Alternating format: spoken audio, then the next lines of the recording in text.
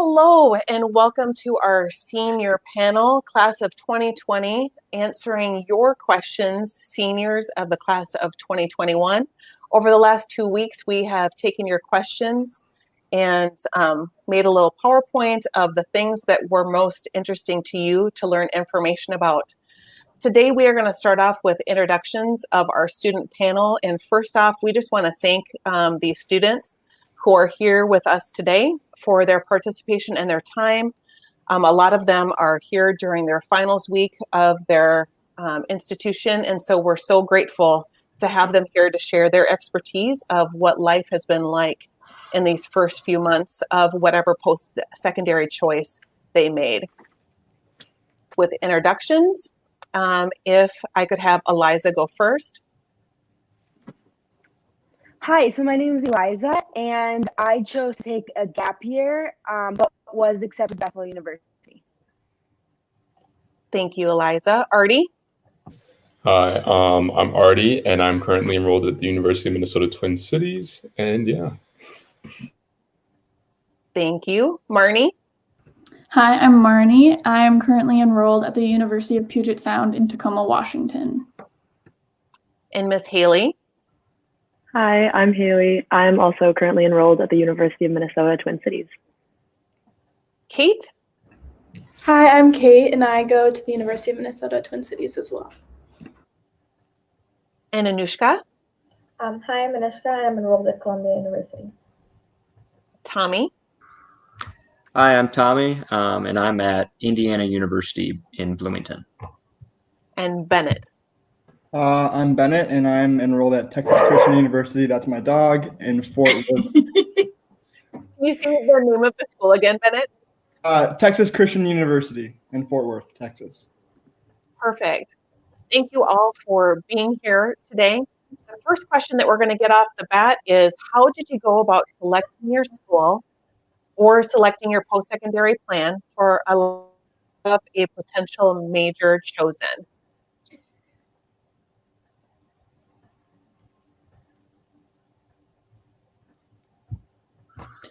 So I originally selected my school based on what I wanted to do. So I'm a finance and accounting major, and Indiana has the Kelley School of Business, which is pretty high ranked in the programs that I wanted. So that's basically where I started off, and then they were a big school that had everything else that I wanted. Search criteria of what you wanted to study first. That was your primarily search criteria? Yep. And then I kind of based my selection off of that and what the programs that were offered were. I based my selection on location. I definitely wanted to get out of the Midwest, and I wanted to be pretty far away, so I chose the Pacific Northwest, and pretty much all of my schools that I applied to were in Washington or Oregon. And I decided my major is psychology and neuroscience, and I kind of was really interested in that in high school, and that kind of just took me on that path. Yeah, similar to that, location was a factor in mine because I knew I wanted to go to school in a city and preferably New York, so it was a pretty easy choice. So you went by location. Both of you, Marnie and Anushka, went by location. Okay. What does a typical weekday look like for you?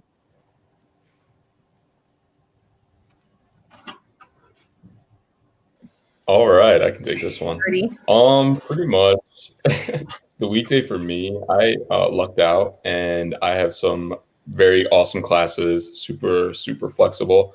But mostly I'm usually in front of a computer for at least 3 hours a day.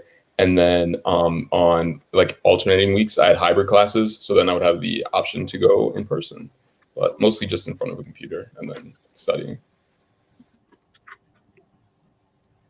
For me, it's the same thing. Like my classes, I have a lot of flexibility with it. And also I'm in front of a computer for hours a day. I did have one in-person class, which I was really lucky to have, but otherwise it was me going to like a library or some sort of study space and just sitting on a computer for hours. I think, Haley, you bring up a great point because you said you were so lucky to get the in-person class. For those of you who are at your campus, was there like a lottery for in-person classes, or how were you able to actually choose one? For me, I didn't choose it. My professor decided to do an in-person class, but originally they were all supposed to be online. So it was kind of just chance when she told us that it would be in person. Okay. My entire first semester was online, like, I mean, it has been, so there's no in-person classes. Mhm. But for the spring, they're trying to do a hybrid model where certain classes will be offered in person certain days of the week if you choose for that.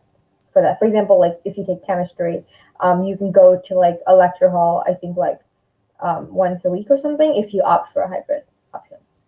So they're giving you a choice of whether or not to choose hybrid or stay strictly online? Yes, and I'm not sure. I think it depends on a class by class basis how flexible that is.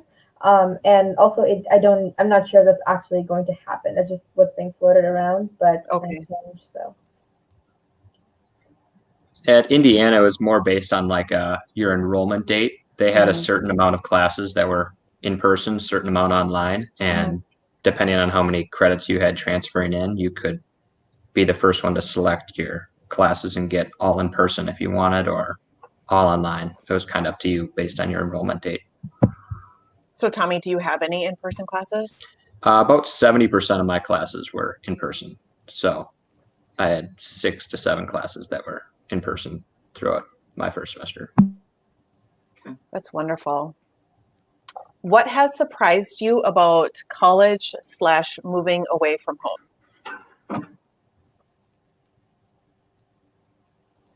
Any surprises out there? I know, well, your whole experience probably is one big surprise. But just in your current circumstances, has anything stood out to you in terms of being difficult, easy? I think for me, I definitely thought it was going, and again, it's different for everyone, but I thought it was definitely going to be a harder transition in terms of where you're used to at home and what's provided for you at home. But I think I was surprised by how well college filled a lot of those kind of holes that you thought you were going to have in terms of meals and scheduling. And it's definitely the first couple weeks it's hard to get used to, the level of freedom you have. But I think for me, it definitely felt like it was a much easier transition than I thought it was going to be in terms of leaving home and all that stuff. Mm-hmm. I definitely agree with Bennett. I had a similar experience. I'm in love with the amount of freedom and independence that I have. However, a little bit to a fault, like small things like laundry, like not planning on when am I supposed to wash my clothes has been a first few weeks. But then, we got through it. But it's all about scheduling for sure and like kind of being self-aware and responsible. Mm-hmm.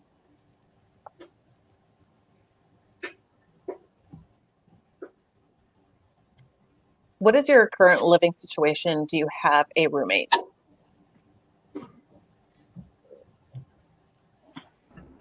So since I go to the U, I really wanted to be able to go still. Since it was so close to home, I knew that if something were to happen, I'd be close enough where I could get home fast if I needed to. And so I ended up moving into an apartment, which I know a lot of people that go to the U still are in the dorms.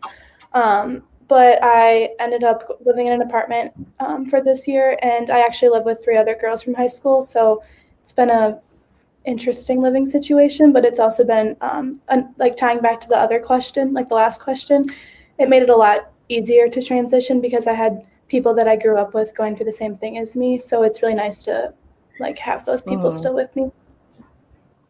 For me, I actually live in the dorms. I do have a roommate, which is really fun. And it's not like living with another person. It's not as hard of a transition as I expected it to be. I get along with my roommate really well. We met on the Facebook page for the U, and it's been really fun having a roommate and being in the dorms. I don't have a roommate because my university wasn't doing roommates because only a small portion of students are on campus and the vast majority is not on campus, and so I had to apply specially to get housing. But I really like this setting because, you know, I can still interact with people in the lounge. I don't really spend much time in my room, but I like that I have like a space that I can go back to when I want. Do they have any restrictions on you that are currently living in the dorms? Yeah, so we all had to sign like a Columbia Health Compact, which like outlines, because again, like not everyone is on campus, and only like students that requested for special housing have it. And so it's like it's like a guideline. It's guidelines for like how you're supposed to, you know, live. And so it's like masks in like lounges and like certain capacities and stuff like that. So there are guidelines, and no one has a roommate. For me, there are guidelines as well. I mean, kind of obvious. You had to wear a mask in the hallways. They, especially initially, kind of during the first wave of COVID, like it was very strict. And as cases went down, they got a little bit less, a little bit more stringent, or a little less stringent.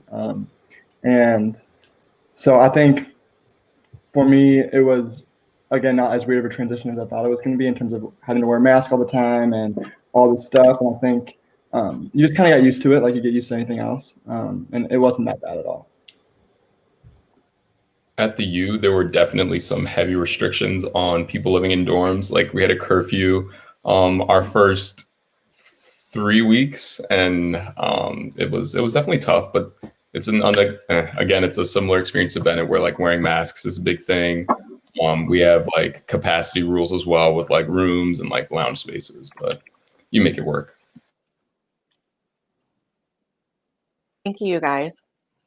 What is your monthly cost of living? So I'm sure dorms are kind of tabulated into your tuition where you pay it that way, but I'm sure when the students thought of asking this question, they were thinking of like just miscellaneous expenses, you know, whether it's toiletries or clothing or entertainment. Do you guys have a budget? How does that work? I think this year's been really different with all of that because there's not much with COVID that we could go out and do. As for food, like you have food in your dorm, you go to the dining hall, you'll go out every once in a while, but I mean, it's not like you're spending it. Like I really don't think I spend that much. I think my biggest downfall though was probably like online shopping because COVID, you can't like go out and do anything. So a lot of it was just that. But as for like toiletries, I just bought stuff at the beginning of the year and it's lasted me the 2 months that I was here. So I haven't had to spend too much. For me, mine was kind of probably the opposite of that because most of the social activities were shut down due to COVID this semester. The main one that everyone did was going out to eat. So while I had a meal plan, it was at least like 5 to 6 times a week you were out to eat with friends or saying hi to people at a restaurant. So money went a lot quicker than you would have thought it would, especially when you don't have a job in your first semester. Yeah, so Texas wasn't exactly very strict in their COVID restrictions, as you might imagine. But so for me, that was kind of going along with Tommy. That was very kind of a wake-up call in terms of how easily money can be spent at college. And I didn't budget my money. I had a lot of money saved from the summer. But I didn't have a job and I didn't really budget my money. And so it was just kind of, I looked a month and a half and it was like, whoa, that's much more money than you should have been spending. And so I think I would definitely recommend, now I haven't done this yet and I definitely want to do next semester, to freshmen coming in to budget your money. Because I think that will like honestly give you more freedom just because you have a way clearer head of like what you can do. And you don't want to be staring on the barrel 3 weeks left to go or a month left to go with zero money in your bank account. So yeah, that's definitely a good thing to remember if you're going into college. Yeah, I definitely agree. I was terrible with budgeting. I would spend so much money on going to get food like Cane's on like a Friday because like Tommy kind of said, like there's not really much to do except to go out and eat. Yeah. Another kind of trick that I had to do because I had to budget is to not necessarily always use your card. Like I started taking cash out so I could like visibly see how much money I had as opposed to like it being digital. And I'm like, oh, okay, I have a couple $100. Like I'll just keep spending. So smart. What types of activities are available on your campus and what are you involved in?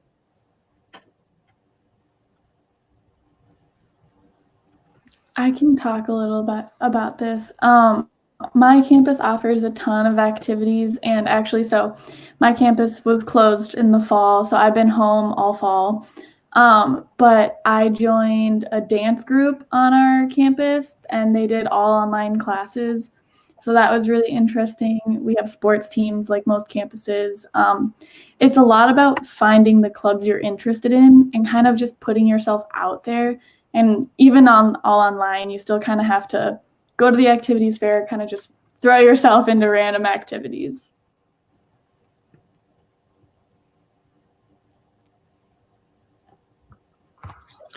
I'd say the biggest difference on activities between college and high school is just the introduction of Greek life and just like those types of organizations, because everything else is kind of the same. You have your main academic activities, you have your intramural sports, stuff like that. But the main difference that I experienced was that there's a lot more social organizations like Greek life, or there's just a bunch of young life type of things and stuff like that. But every other club is kind of the same. Mm-hmm.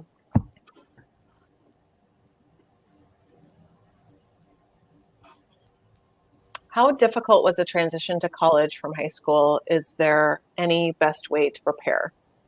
I think some of you touched on it already, but if you want to expand.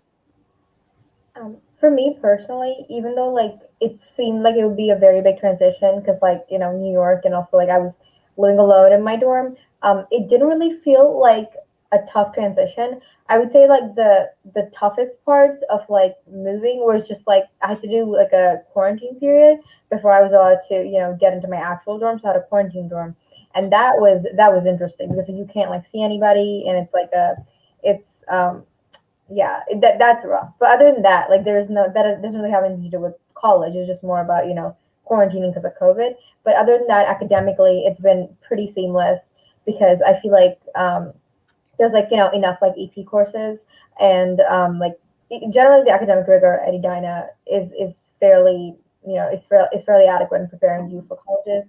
And also because you don't take as many classes in college, you have like a lot of free time because you only have like one class, maybe two classes or something like that a day, depending on how you do your schedule. So because you have so much free time, there's like a lot of time for you to like adjust and figure out what you're going to do with yourself. So for me personally, it didn't feel like it was difficult. It just felt like something new.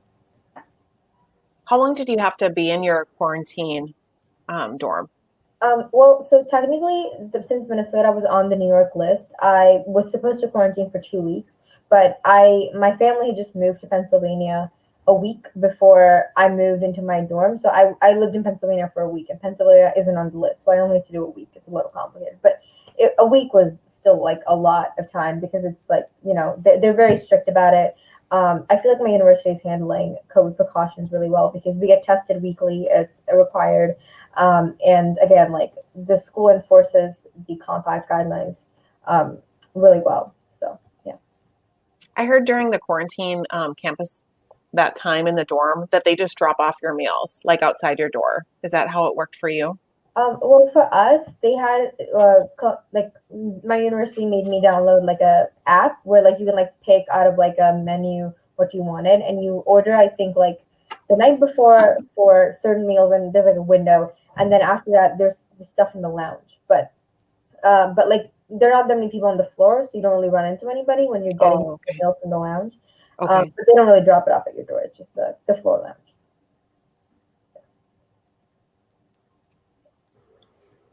Kind of going back to the original question, I think there can be so much anxiety going into college of meeting people, and it's like you're going to this new school and you don't know anyone. But I just think for me, I was just shocked by it. And it maybe depends from school to school, but I would assume that everyone else in this call felt the same way. Like everyone just really wants to meet people, and everyone's also in the same boat. It's not like you're going to a new school where everyone already has friends and there's friend groups and everything. Mostly you go there and everyone's in the same boat, and everyone just wants to meet as many people as you can, especially those first like 3 weeks to a month. You're meeting so many people, and everyone is just overly friendly because everyone kind of has to be. So I think that transition definitely made it easier in terms of not feeling like you're on the outside or trying to crawl into somewhere that you don't really feel like you belong. So that was definitely a good thing for me. What is the best? Oh, go ahead, Miss Burnham. Sorry, Mrs. Daneko. Eliza, I wanted to reach out to you and just ask you about the transition like this fall and what that was like with you deciding to do a gap year. Like, what was that transition like as you had friends going to school, and kind of what has your path been this fall, since it's been somewhat different than our other panelists?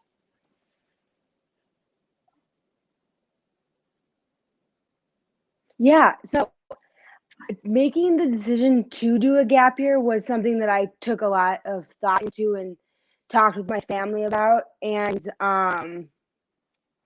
with COVID being just the way it is, it made it harder for it to be safe for my family, especially because one of my parents is susceptible, and so I knew I was going to be close, but I knew that if Bethel were to shut down, that then I would have to figure out where I would go, because I wouldn't necessarily want to expose my dad to that. So I guess to answer your question, like it was different because I had envisioned myself going post-secondary and continuing on with my friends and classmates, but it just wasn't the right path for me, and it kind of just, I knew that what was meant to be was going to be, and that one day I would get to go.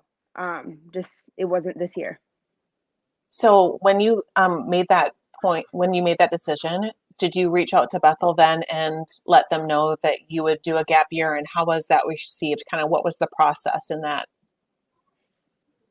Yeah, absolutely. Yeah, no, I talked a lot with my admissions counselor, and one of the top things that I asked her was, well, if I take a gap year, what does it look like? Do I need to reapply? Am I going to be welcome back? Because, this is the school I want to be at. Like, this is what I want. And I want to make sure that I can still go back. And they were super nice. And they said, here are your options, and here's what things could look like. And we'd love to have you back. And so they're all very understanding, which felt good, because I knew that it just kind of reassured me more that that's the college I wanted to be at. And so that helped a lot to be heard, and kind of made to feel still like I belonged there. Will you be going fall of 2021 then? Yes. And then that's the plan as of right now. And then did they give you any restrictions of what you could participate in and what you couldn't participate in during your gap year? They kind of gave me the option of that I could take a gap year and then still take, because they have some like classes that are specific to their school, which is like intro to the Bible, stuff like that, because it is a religious school. And so they gave me the option to do that. But I talked with my parents, and they just said, why don't you just take a full gap year, kind of, figure things out, and then go back and kind of just start from scratch almost. And so, yeah, those options were available and were given, but I didn't take that route. And so during the gap year, what are you focusing on during this year? I kind of really tried to dig into more figuring out kind of what path I wanted to go to, because I've kind of, one of the majors that I looked into is broadcast journalism. Mm-hmm. And so I kind of have been looking into their programs and seeing kind of how they approach it and what experiences they have. And of course it depends on, COVID and stuff like that, but they have good hands-on experiences where they, take news stations and stuff that. And so that, and I've been taking some like college readiness courses of just kind of like learning how to, best organize, and then along with talking with friends of like how do they organize and what's the best way to be the most successful. Well, thank you for sharing with us. Awesome. Appreciate it. No problem. The other panel members, what is the best part of being in college? And I think you guys touched on it. I heard that this is what I heard from you guys. I heard freedom. You're enjoying the freedom that comes with college and making your own decisions. Friendships, you're enjoying meeting new people and getting to be on your own. Exploring new cities, from what I've heard. Anything else that you would like to add about what the best part of being in college is? I would say that I really like being able to take classes that are actually interesting to me, and like figuring out, because going into college wasn't really sure what I wanted to do, so I've been able to take classes that I'm able to figure out if I'm interested in the topic of it, and it's been really, I've seen it reflect in my grades as well, that the more you enjoy a class, the easier it is to succeed, and so like that's been really nice for me, and that was one of the best parts of college so far.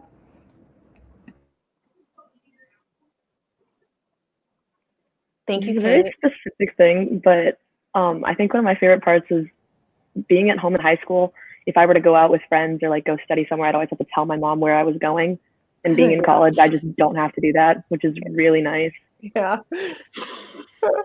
That freedom piece, yes. But you are accountable to no one but yourself and maybe your roommates. How did EHS prepare you for college?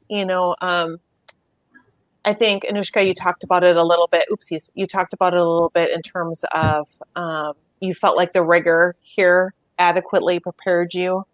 Have you guys felt like that you have had to step up in your academic, efforts to be able to get the grades that you want to get? Do you feel like it's pretty parallel, just a great rollover? What are your thoughts? I would definitely say in my experience, if anything, I feel a lot less stress than I was in high school. Just because, kind of like Anushka talked on this a little bit earlier, but I only have to take two classes a day for the most part, in comparison to obviously taking like 7 over the course of 5 days. So it's a lot less stressful.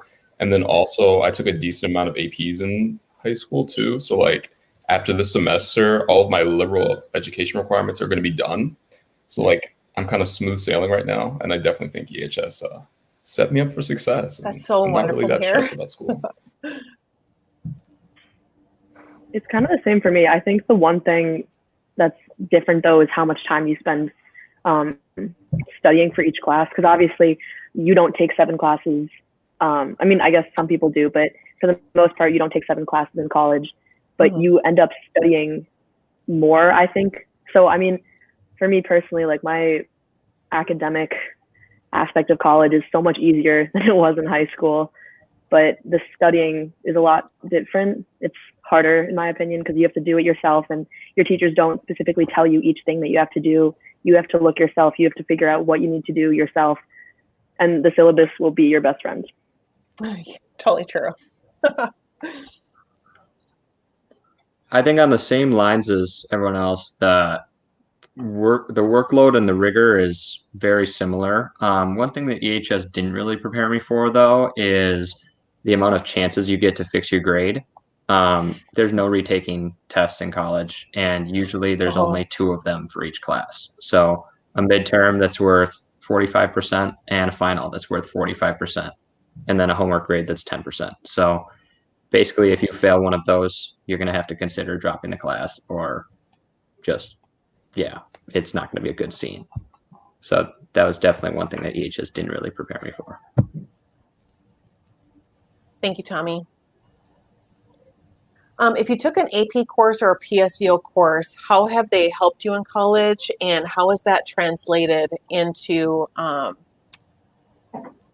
like credits at your institution. I think, Tommy, you're the one who spoke at the beginning of the talk, just how if you had credits that were transferring in, you kind of got priority in terms of in-person classes. So if you guys took any AP courses or PSEO courses, could you speak to if you were able to receive credit for those, and what does that look like at your school?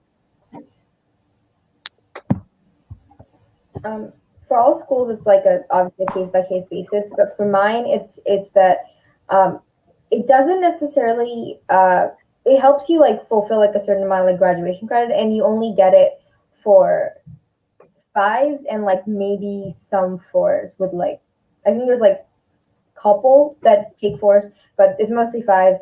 And a lot of times it's like it's to like level up in a course. Like for example, like if you take so I think if you take like for example an econ, you have like you'll have to have like a 4 or 5 or like a 5 in both macro and micro to be able to skip like the first semester of econ and then you go to intermediate. But for others, it's that if you have like a 5 in a certain course, you can take a higher level course and you can get like 6 credits for that higher level course.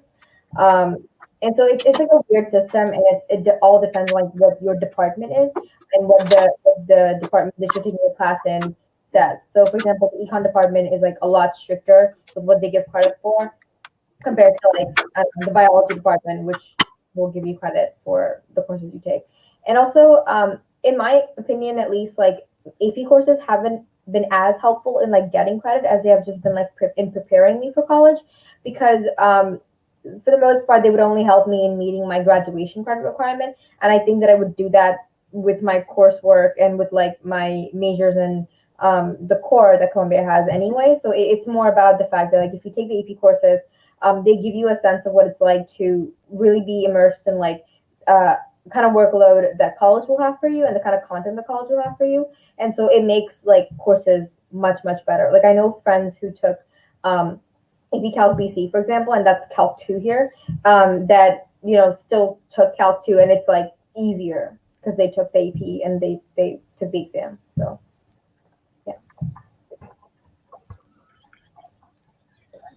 For me, AP courses have been amazing. Like I got out of basically a full year of classes for what I transferred, and I didn't really take that many APs in high school. It's just if you get a 4 or a 5, they double your credits at Indiana University. So a 3 was like worth 1 credit, but a 5 could be up to 7.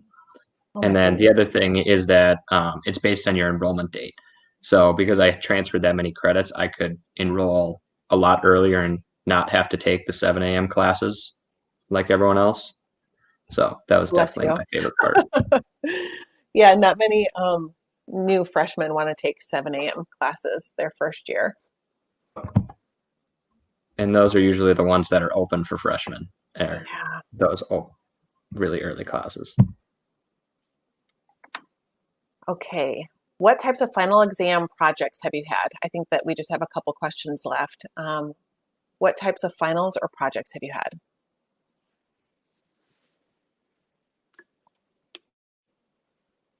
Personally, I've had a lot of papers, which I'm not complaining about, to be honest. I know it might sound strange, but I'm not a big fan of the tests. So if you give me a chance to like articulate an argument in a paper, I'm all for it. Actually, I don't even think I had a single like exam this semester. So got pretty lucky with that. But for the most part, mostly just writing. For me, it's a mix of projects, exams, and papers. So it kind of depends on the course I'm taking, but it's papers and exams mostly. Yes. And so there's like, and with projects also, there's like a certain amount of like creative liberty, which is really fun because for my like literature humanities class, like you can go to a museum and like talk about like art in a museum that's based off the text that you read. And so like I really like the liberty that you kind of have with that. Papers are also like really interesting because like you can largely choose what you're writing about. But it really does depend on the course because like more quantitative courses like like calc are obviously not going to have like project finals. But I have like a mix of all three as well. I think Haley, you wanted to share too, right? Oh, yeah, I was just going to say the same thing. Like for one of my classes, I'm taking a philosophy class. I have to write like a 2,500 word essay. Not too excited about that, but I also have a test for that class as well. And then for one of my classes, like for a project, I'm in a group and we have to write a play. So it ranges. So our lovely students, what are your final words of advice for our seniors making their final college decision? Like what happens if they, like, I don't know if this happened to any of you, what if they get that letter that says deferred or it says not accepted? You know, did any of you have to pivot and make different choices based upon where you got accepted, and how did you do that?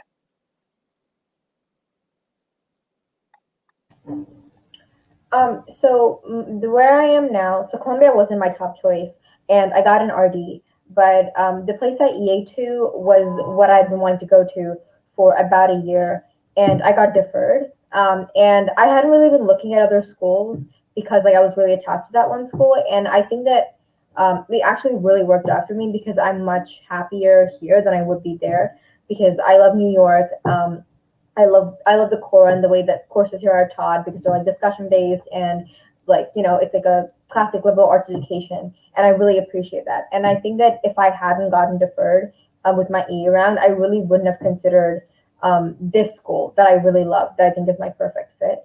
And so I think that if you do, and a lot of people are getting decisions right about this week, I think that your EA school, because it's largely if you get in, that's obviously really good. But if you don't, it's really, really not the end of the world because I genuinely believe that, it opens up more doors for you because you can like consider like perspectives and opportunities that you weren't considering otherwise. And then it ends up working out to be the right fit. So.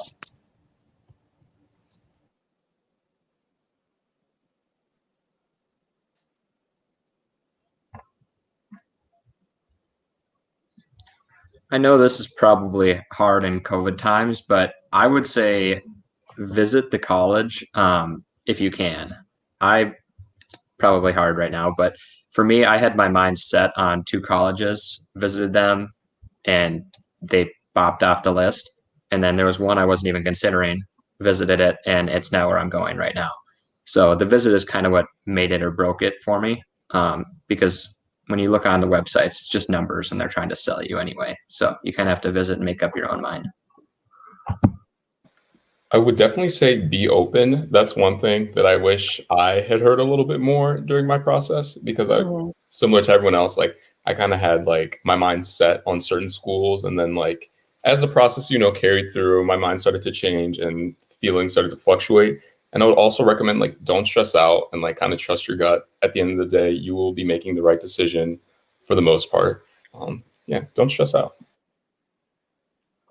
For me, I wasn't actually able to tour any of the schools. Like I had a week set up because like Marnie, I actually applied to like 7 schools in Washington. I was dead set on going to Puget Sound as well. And because obviously I couldn't tour any of them, I ended up deciding, okay, I'll just go to the U of M. And I actually really love it here, but it was not my first choice. And I really thought that I was very against it for a while, but I think I kind of came around thinking, I mean, nobody really hates the U of M. Like it's a big school, it's a fun place. And I end up really liking it. I think it's a good fit for me. I love it. Thank you.